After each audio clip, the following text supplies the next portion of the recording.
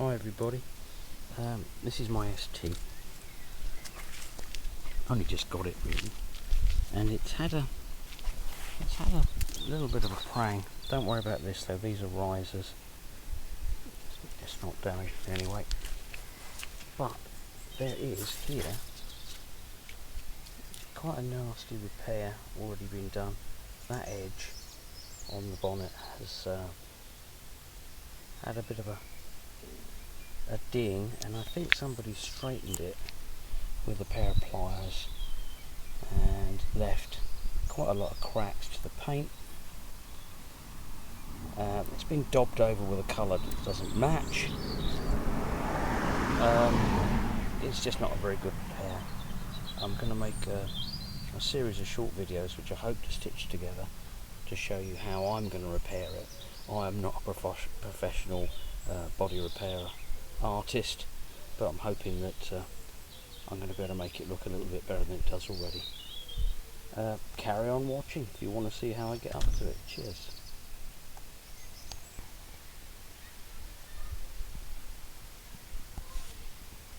Okay, welcome back. Here we are.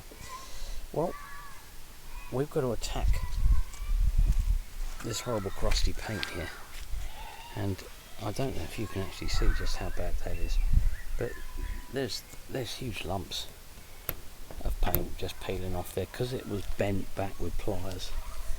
It's taken its toll on the paint.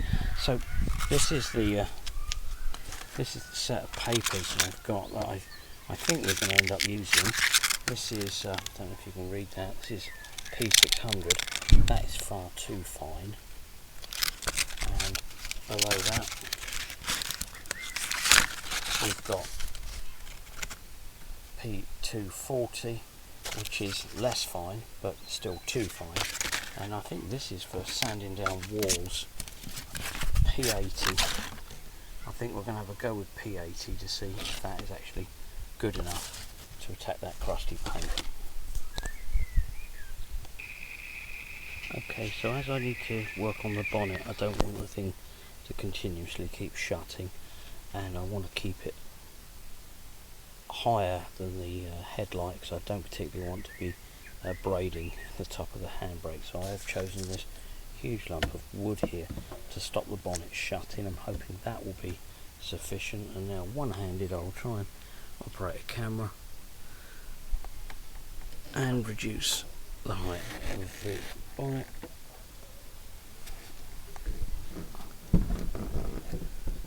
Yeah, that should be good enough now because we've got some gap here, so I'm not going to start nipping bits off the headlight. And I think we're going to go with the P80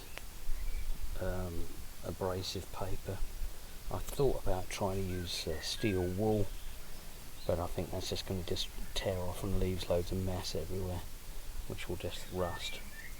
So here we go. So the damage is just about here. I don't want to go beyond that, so I'm going to mask off.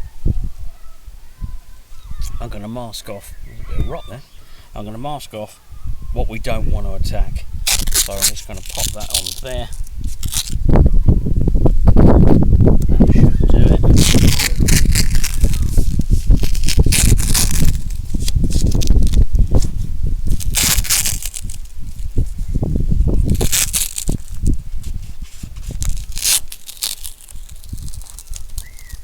And I think that's probably about all we need to show for that.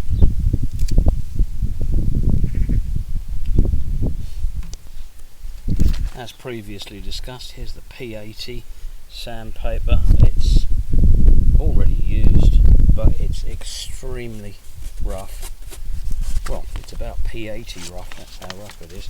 And for those of you of a nervous disposition, I suggest you look away now, because I'm just going to stab straight into this poor old ST's bonnet. Here we go. Yeah, that seems to be perfect for taking off the highlights on that. What I want to do is get through all the flaky paint so that there's no edge, basically.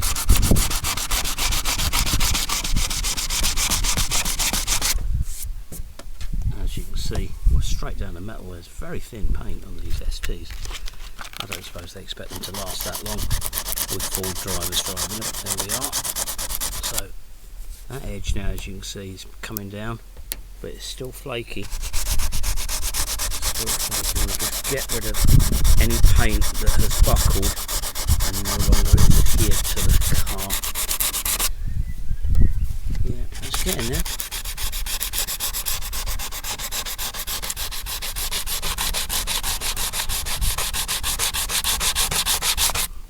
Yeah, straight down through the paint. Look at that, amazing.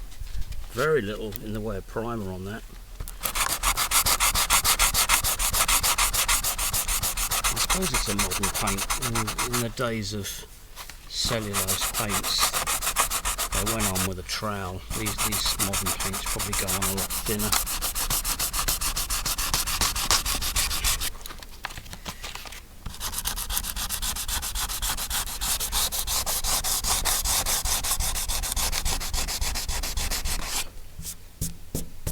Yep, that's coming along. Yeah, still feel a bit more lift in there.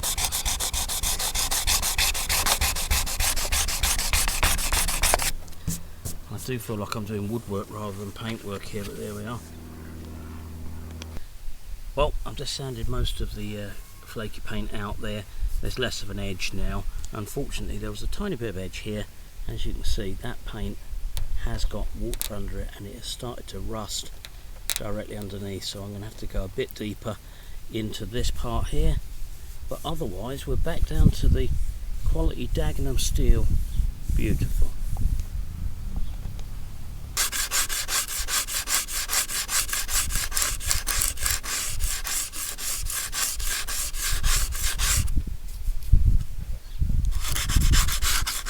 As you can see, it's still just a tiny bit oxidized there. I'm trying to get all the oxide out because the paint won't hold that back. It'll come straight through. Okay, so taking out all the flakes, chasing all the little brown marks, that's as far as we've got. As you can see, there's quite a lot of creasing and quite a lot of damage to the paint, but we will be addressing it. Don't worry, poor little ST. Never mind, we'll get back to this in a little while. Cheers.